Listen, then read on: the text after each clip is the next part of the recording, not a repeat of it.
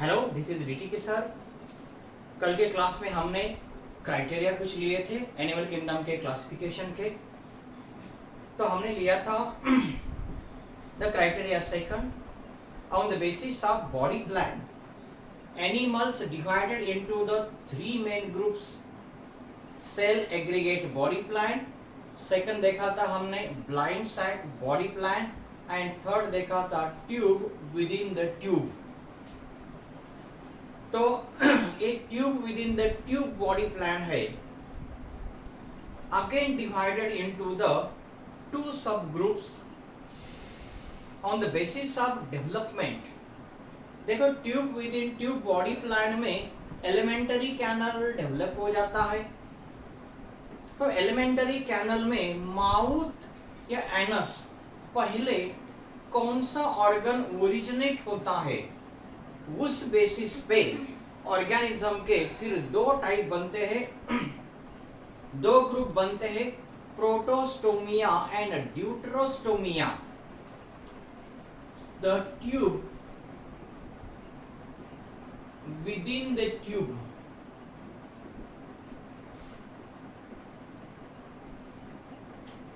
body plan, the tube within tube body plan again divide into the two main group. So on the basis of development of the mouth या anus, उसके दो group बनते हैं। First one Protostomia and second बनता है deutero स्टोमिया। तो organism का body plan आ जाता है tube within tube body plan.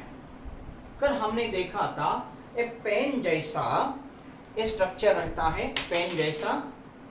ये बाहर का बॉडी वॉल है एंड अंदर जो रिफिल है वो है एलिमेंटरी कैनल। तो tube within tube body plan में एलिमेंटरी कैनल कंप्लीट रहता है। तो एलिमेंटरी कैनल को माउथ भी रहता है एंड एनस भी रहता है, टू सेपरेट ओपनिंग। तो यहाँ पे पहले माउथ ओरिजिनेट होता है या एनस। तो जब एम्ब्रियोनिक डेवलपमेंट होता है तो ब्लास्टोपोर बनता है। ड्यूरिंग एम्ब्रियोनिक कंडीशन ब्लास्टोपोर बनता है एंड इस ब्लास्टोपोर का कन्वर्जन माउथ में होता है या एनस में होता है। तो proto means first and stoma means mouth. तो प्रोटोस्टोमियम ऐसे ऑर्गेनिज्म में पहले the blastopore firstly develops into the mouth. ये पहले माउथ में डेवलपमेंट होता है, मीन्स यहाँ पे पहले माउथ ओरिजिनेट होता है एंड ड्यूटरोस्टोमिया में the blastopores develops into the anus। तो यहाँ पहली बार एनस डेवलप होता है, यहाँ पे पहली बार माउथ डेवलप होता है। तो यहाँ पे डाइजेस्टिव सिस्टम कंप्लीट है। मेन डाइजेस्टिव सिस्टम के दो पार्ट बनते हैं। एलिमेंटरी कैनल के दो पार्ट बनते हैं, एनस एंड माउथ। तो पहली बार जब एनस डेवलप होता है तो ऐसे ग्रुप को बोलते हैं प्रोटोस्टोमिया, एंड जब पहली बार एनस डेवलप होता है तो उसे बोलते हैं ड्यूटरोस्टोमिया। तो सभी एडवांस्ड एनिमल में, सभी एडवांस्ड जो एनिमल है वो रहते हैं ड्यूटरोस्टोमिया। तो हमें लगता है एडवांस्ड एनिमल में पहले माउथ ओरिजिनेट होता होगा, लेकिन सभी एडवांस्ड एनिमल में ड्यूटरोस्टोमिया ये रहता है। मीन्स पहले एनस डेवलप होता है एंड बाद में माउथ डेवलप होता है। तो प्रोटोस्टोमिया उसके जो एग्जांपल है तो एस्केलमेंथस to the मोलुस्कास।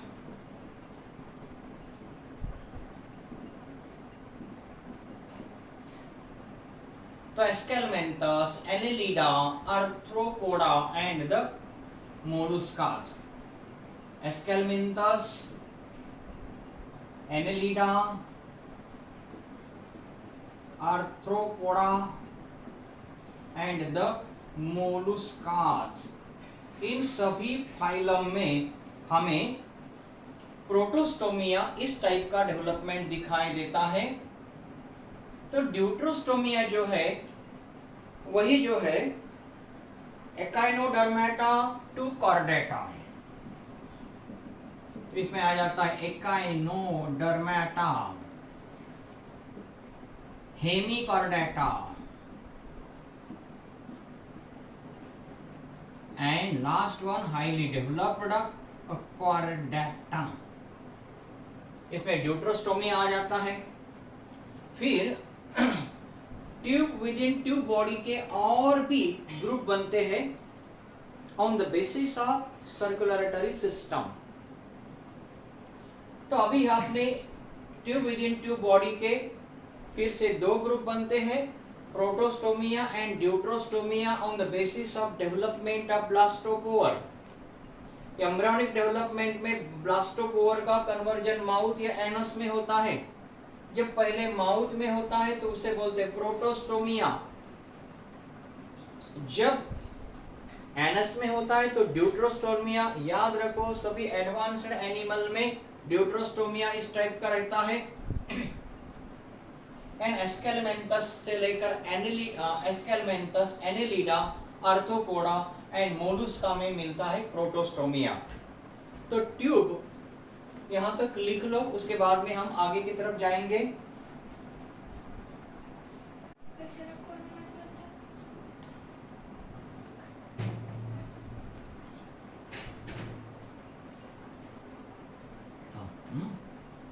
Very good. Tube within tube body plan के फिर से दो ग्रुप में डिवीजन हो जाता है। Tube within tube body plan on the basis of circulatory system. On the basis of circulatory system.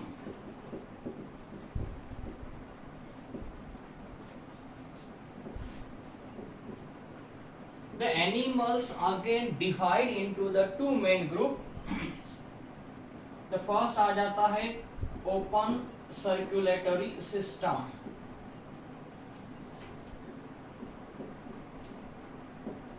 and second आ जाता है closed circulatory system.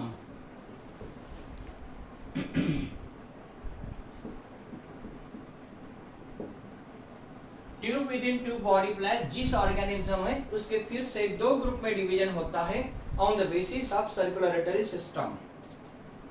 देखो सर्कुलरेटरी सिस्टम का ओरिजिन मेसोडर्मल रहता है, वो मेसोडर्मल ओरिजिन है।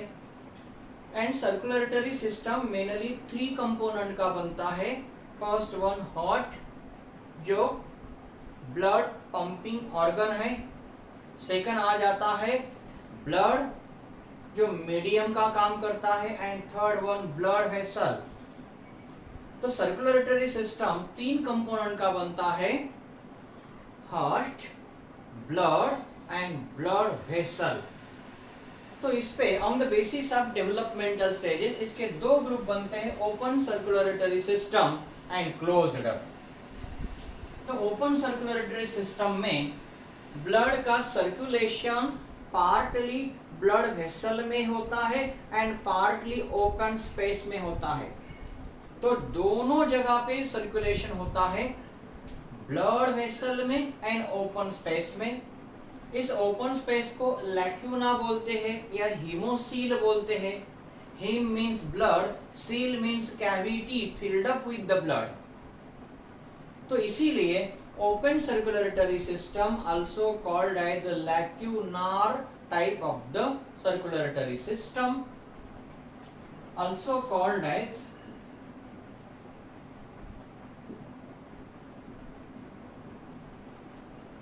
lacunar circulatory system।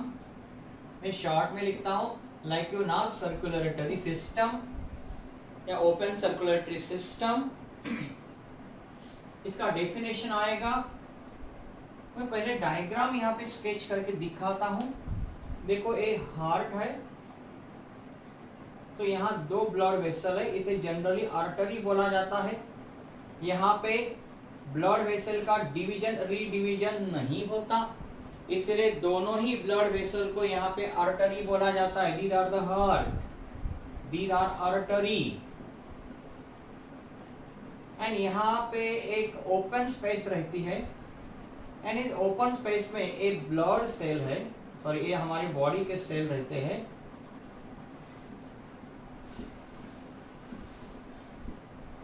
देखो heart जब पंप करता है तो ब्लड यहां से आ जाता है यहाँ, तो इस ओपन स्पेस को बोलते हैं लैक्यूना, या उसका दूसरा नाम है हीमोसील। तो ये हमारे बॉडी के सेल है। देखो the heart pump the blood, artery carried the blood and poured into the open space। ये artery blood vessel हार्ट से ब्लड लाती है और ओपन स्पेस में पोवर करती है। Just bathed the cell, cell को बाथ करती है, इस तरह से यहाँ पे ब्लड डायरेक्टली पोर्ड किया जाता है। एंड इस ओपन स्पेस में सेल एंड ब्लड के बीच में डायरेक्ट एक्सचेंज हो जाता है। सेल को जो चाहिए इस बॉडी फ्लूइड से लेता है, या कोई हार्मफुल प्रोडक्ट है तो फिर फ्लूइड में रिलीज करता है। तो ओपन सर्कुलेटरी सिस्टम में ब्लड पार्टली सर्कुलेट होता है। The circulatory system in which blood partly circulate through the blood vessel and partly circulate through the open space. This open space called as lacuna और haemocoel. Artery carried the blood and poured into the open space. In the open space, there is a direct exchange of substances between the cell and the blood. तो generally जिस organism में open circulatory system रहता है, उस organism में respiratory pigment एक तो haemocyanin रहता है या हीमोग्लोबिन रहता है। तो अगर हीमोग्लोबिन है तो हीमोग्लोबिन एक तो प्लाज्मा में डिसॉल्व रहता है, या हीमोग्लोबिन का रेस्पिरेटरी गैसेस कैरी करने में रोल नहीं रहता या लिटिल रोल रहता है। तो इसीलिए यहाँ पे ब्लड जो है कलरलेस रहता है।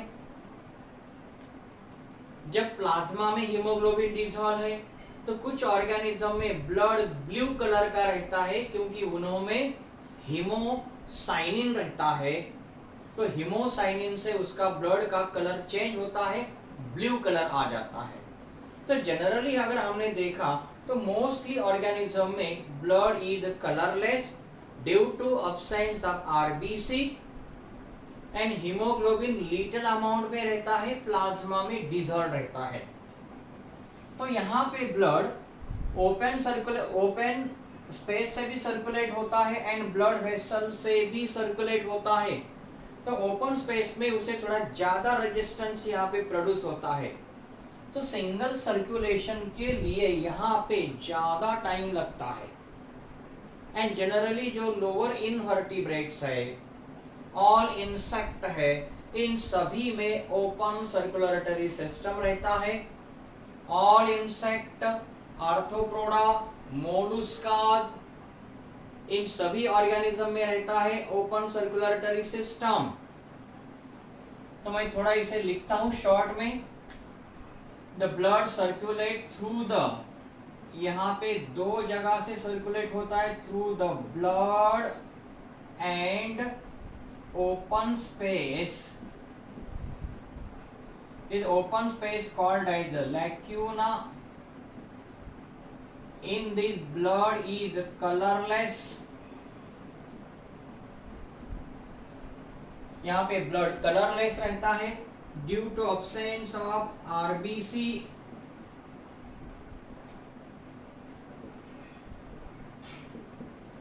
यहाँ जो ब्लड सेल है जनरली यहाँ पे कोएगुलोसाइट एंड फैगोसाइट, ये दो टाइप के ही सेल रहते हैं। तो in the lacuna there is a direct exchange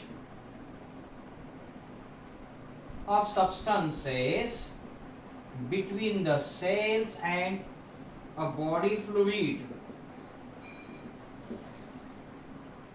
तो ओपन सर्कुलरेटरी सिस्टम हमें मिलता है किस किस ऑर्गेनिज्म में मिलता है? ओपन सर्कुलरेटरी सिस्टम, तो इसमें आ जाता है लीच। लीच एक्चुअली एनेलिडा का एग्जाम्पल है, लेकिन एक लीच ही इसका एक्सेप्शन आ जाता है, लीच। उसके बाद में आता है all Arthropoda, all Molluscas, Arthropoda, Molluscas and the Hemichordata.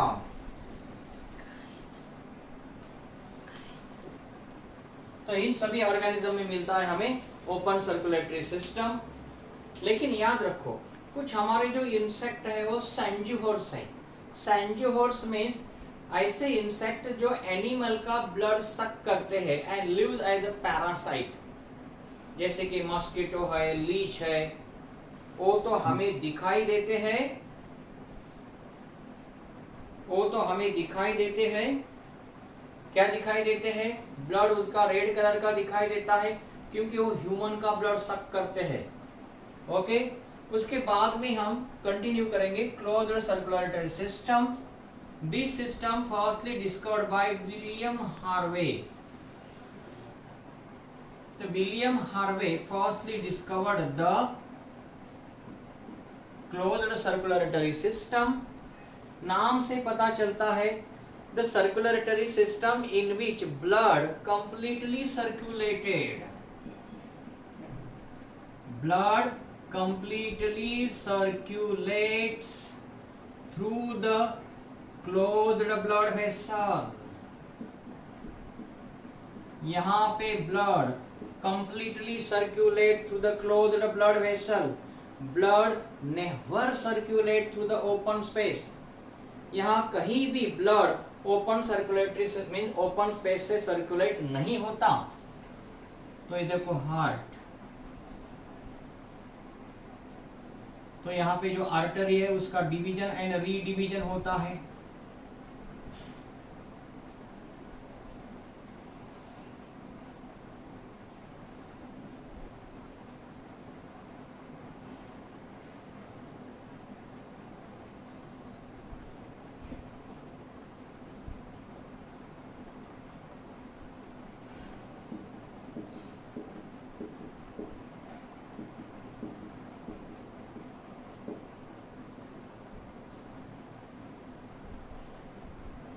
देखो ये आर्टरी है, उसके बाद में एक कैपिलरीज है, एक डिफरेंट सेल्स है। देखो क्लोज्ड सर्कुलेटरी सिस्टम ए भी 3 कंपोनेंट का बनता है। हार्ट जो पंपिंग ऑर्गन का काम करता है। सभी डेवलप्ड ऑर्गेनिज्म में क्लोज्ड सर्कुलेटरी सिस्टम रहता है। यहाँ पे हार्ट वेल डेवलप रहता है, which act as pumping organ, और रिदमिक मैनर से कॉन्ट्रैक्शन रिलैक्सेशन मेंटेन करता है। हार्ट से ऑक्सीजन कैरी करने वाली और ऑक्सीजनेटेड ब्लड कैरी करने वाली जो ब्लड वेसल है उसे बोलते हैं आर्टरी। यहाँ पे artery divide and redivide into the many fine capillaries. देखो पहले एवार्टा, एवार्टा का बनता है आर्टेरियोल्स, फिर आर्टेरियोल का बनता है arteries and finally fine capillaries बनता है। तो कैपिलरीज एक्चुअली एक डिस्ट्रीब्यूशन एक्सचेंज करने वाली सबसे पतली ब्लड वेसल है।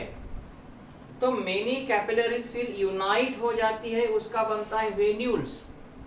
मेनी वेन्यूल यूनाइट होके बनता है vein, and such many vein unite and togetherly form the vena cava. तो vena cava deoxygenated blood carry करती है। तो यहाँ पे blood completely circulate through the closed blood vessel. बंद बंद या क्लोज्ड ब्लड वेसल से ही ब्लड यहाँ पे सर्कुलेट होता है। This system mainly formed by the heart artery, vein and the fluid part blood. तो यहाँ पे the exchange of blood, exchanges of substances between the cell and blood is indirect. यहाँ पे इनडायरेक्ट एक्सचेंज होता है तो यहाँ पे डायरेक्ट हो जाता है. इसे इनडायरेक्ट बोला जाता है क्योंकि यहाँ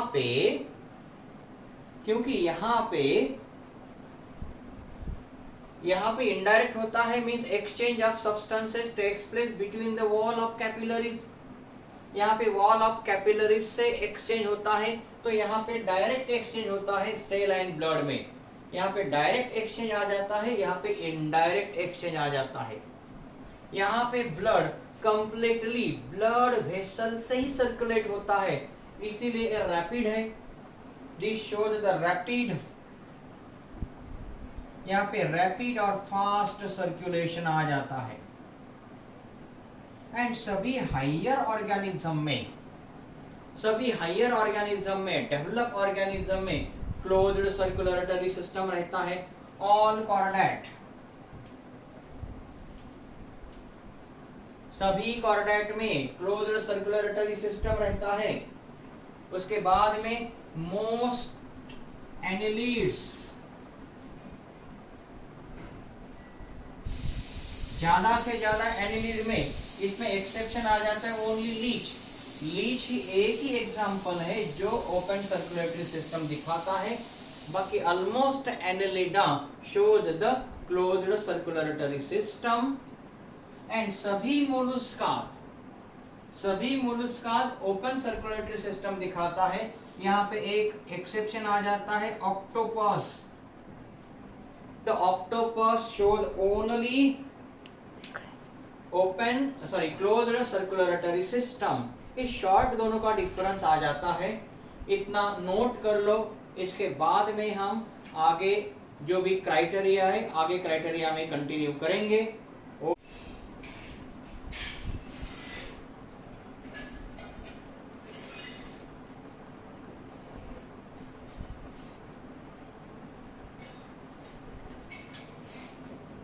अभी तक हमने दो क्राइटेरिया देखे. द लेवल ऑफ ऑर्गेनाइजेशन, एक पहला क्राइटेरिया देखा, एंड दूसरा क्राइटेरिया देखा on the basis of body plan. तो थर्ड क्राइटेरिया आ जाता है अ बॉडी सिमेट्री. सिमेट्री किसे बोलते हैं? जब ऑर्गेनिज्म के दो equal identical part, when animal body equally divided, identically divided into the two part by any plane passing through the central axis, तो उसे बोलते सिमेट्री. कुछ ऑर्गेनिज्म सिमेट्री दिखाते हैं, कुछ नहीं दिखाते हैं. तो on the basis of symmetry the animals divided into the three main group.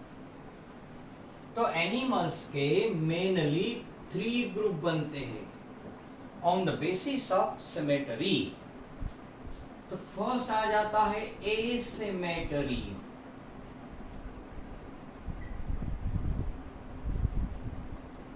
Asymmetry, A means absence, means यहाँ पे सिमेट्री अब्सेंट है.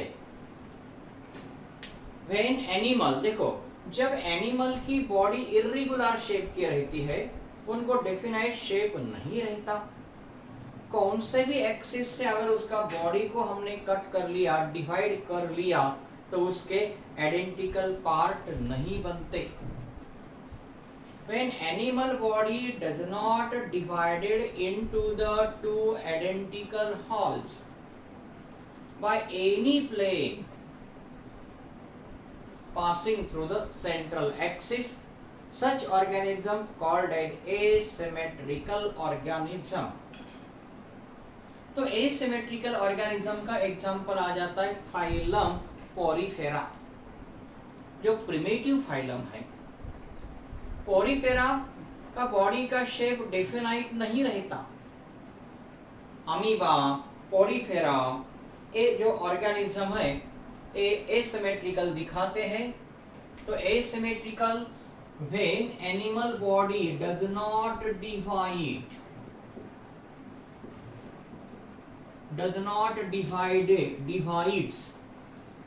into the two equal part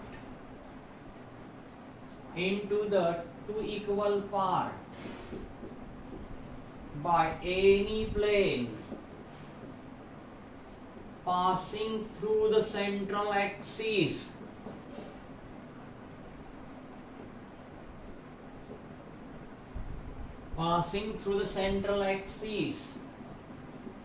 such organism called as asymmetrical, means जिसका body irregular shape है। The organism which having the irregular shaped body, तो ऐसे organism हमें symmetry नहीं दिखाते, इसलिए उसे बोलते हैं एसिमेट्रिकल। इसका एग्जाम्पल आ जाता है फाइलम पोरीफेरा। पोरीफेरा फाइलम में एसिमेट्री रहती है। तो उसके बाद में सेकंड इसका आ जाता है radial symmetry. On the basis of symmetry, animal divided into the three main group: asymmetrical animals, radial symmetrical animals, यहाँ पे radial symmetry, and third जो आता है bilateral symmetry।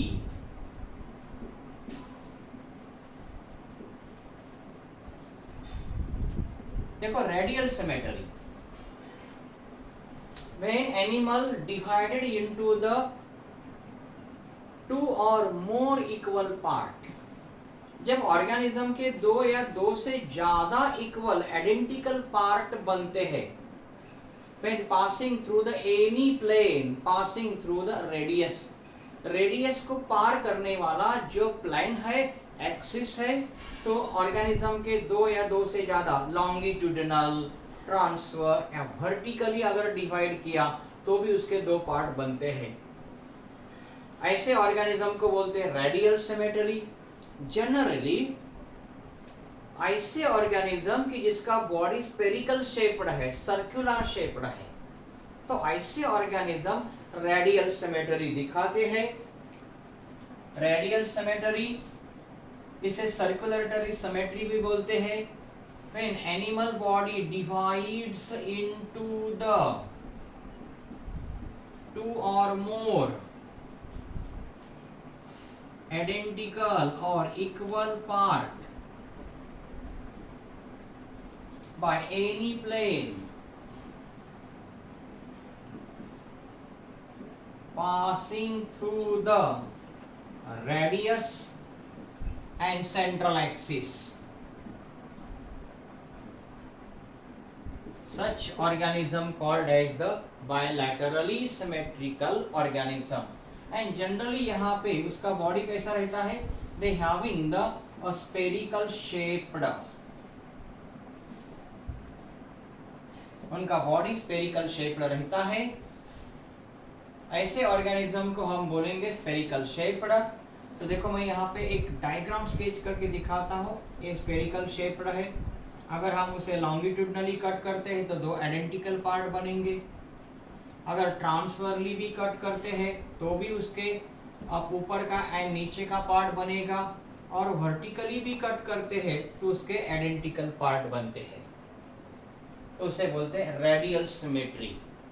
तो रेडियल सिमेट्री के जो एग्जाम्पल आ जाते हैं, सेलेंटरेटा, यहाँ पे आता है एग्जाम्पल फाइलम सेलेंटरेटा और निडरिया, ये दोनों नाम एक है, निडरिया। और उससे एक्सेप्शन में एग्जाम्पल आ जाता है एडल्ट एकाइनोडर्मेटा।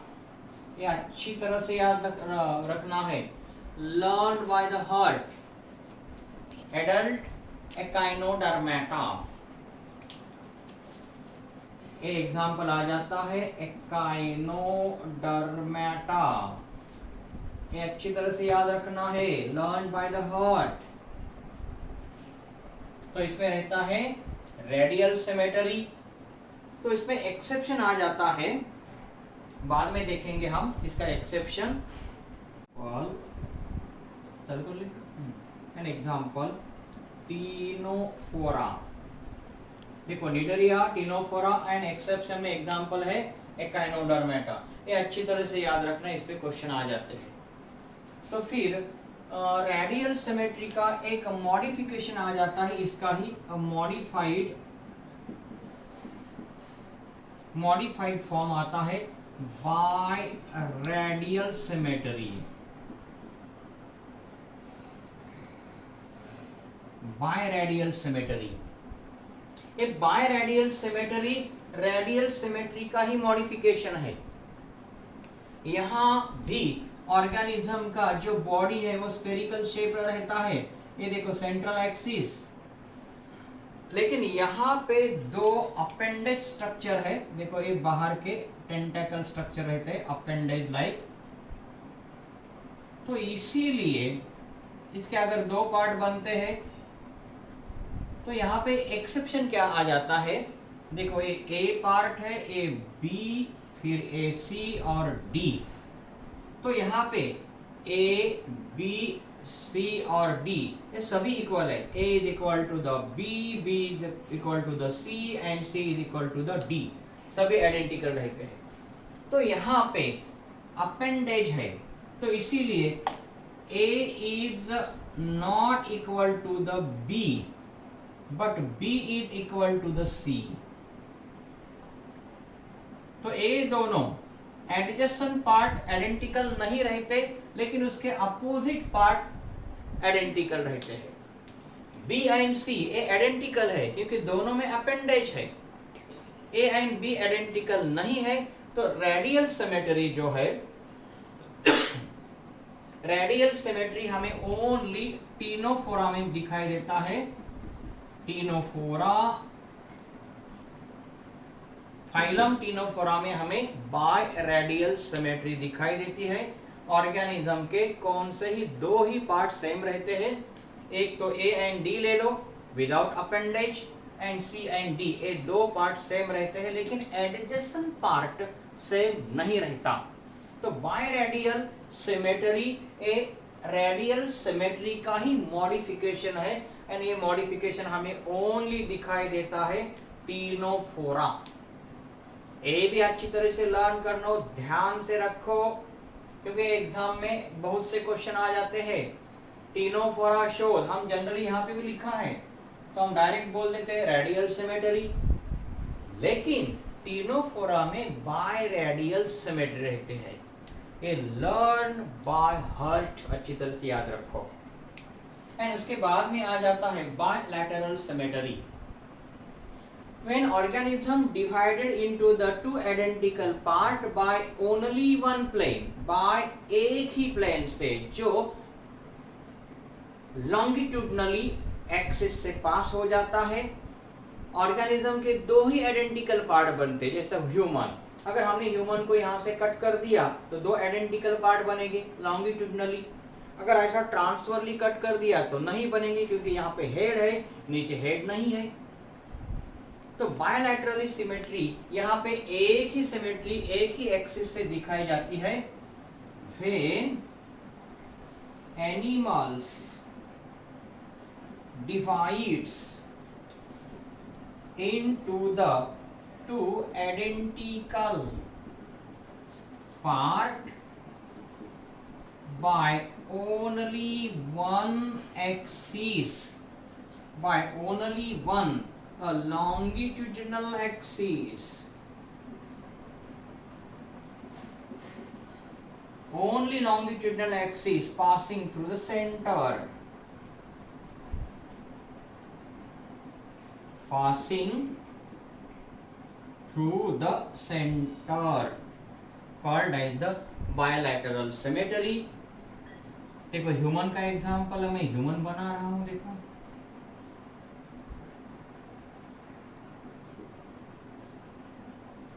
तो अगर हमने इसे ऐसा सीधा कट कर लिया लॉन्गिट्यूडनल एक्सिस से, तो उसके राइट एंड लेफ्ट दो पार्ट बनते हैं। A right part is identical to the left part, तो इसे बोलते हैं बायलैटरल सिमेट्री।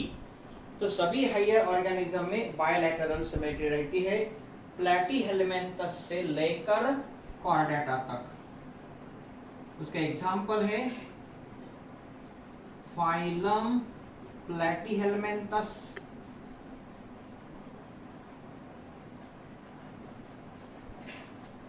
प्लैटीहेलमिन्थस। तो देखो मैं सबके नाम नहीं लिखता हूँ, Platyhelminthes, Aschelminthes, Annelida, Arthropoda, Mollusca, Hemichordata and last one Chordata. इस सभी में इस टाइप का रहता है कॉर्डेटा। प्लैटीहेलमिन्थस से Chordata shows the bilateral symmetry. यहाँ पे और एक मैं I am putting the star, ये भी बहुत इंपॉर्टेंट है, लार्वल या लार्वा ऑफ एकाइनोडर्मेटा। तो ये भी क्वेश्चन आ जाता है। जब एकाइनोडर्मेटा लार्वल स्टेज में रहता है तो वो बायलैटरली सिमेट्री दिखाता है, एंड अगर एडल्ट एकाइनोडर्मेटा है तो रेडियल सिमेट्री दिखाएगा। तो आपको अच्छी तरह से याद रखना है, adult echinodermata shows the radial symmetry and larval echinodermata shows the bilateral. Learn by the heart, मैंने दोनों पे स्टार किया है। देखो adult echinodermata, larval echinodermata and Ctenophora. Ctenophora में बायरेडियल सिमेट्री है, लार्वल एकाइनोडर्मेटा में बायलैटरल सिमेट्री रहती है, एंड एडल्ट में रेडियल। ये अच्छी तरह से याद रखना है, बहुत बार इस पे क्वेश्चन आ जाते हैं। एनसीईआरटी के बाहर कुछ भी नहीं है यहाँ पे, लेकिन अगर आपने अच्छी तरह से पढ़ा नहीं है, आपके कॉन्सेप्ट अच्छी तरह से क्लियर नहीं है, तो कंफ्यूजन हो जाता है। ये आप इतना नोट कर लो। इसके बाद का जो क्राइटेरिया हम आगे कंटिन्यू करेंगे।